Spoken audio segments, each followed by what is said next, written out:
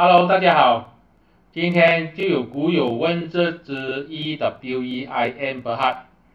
这只股呢就上个星期就宣布了要私有化，而私有化价钱就是6毛钱。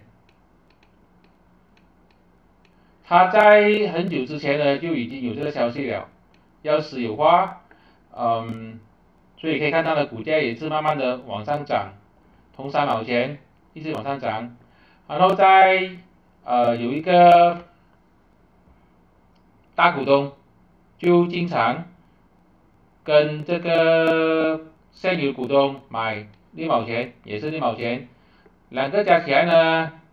加上它原有的这个股份呢，就超过了58%，这样呢就取一个这个私有化全面收购的这个条件，他就说，我就用6毛钱啦，来跟你们买这些所有的股票，但是呢，我又希望呢维持这个上市的这个status，意思是说他其实不想给人买的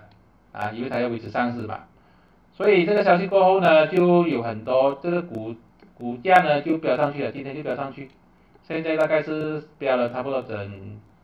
12.88%以上，要飙上去。所以这个就是它的来龙去脉，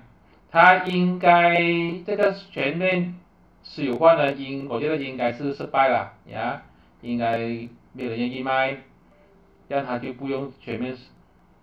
面跟你们买，股价呢有机会继续往上涨，就这个意思。之前的时候我在8号的时候我说过呢，如果它有机会突破这个52周的新高，就这个了，是可以买入的。24是0.76啊，是可以买入的，现在已经突破了咯。如果明天早上的时候它还是继续往上涨呢，我觉得就有点太高了啦，因为你没有买在0.76左右，买在0.795、0.8的话，就有点，我觉得我自己就觉得是有点太高啊，最好还是回调买上涨的时候再打算要不要进场，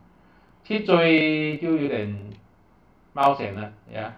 如果你之前是买在3毛钱，买在这个4毛钱左右的话，也是一样，我觉得你就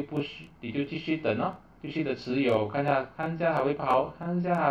到去哪里去。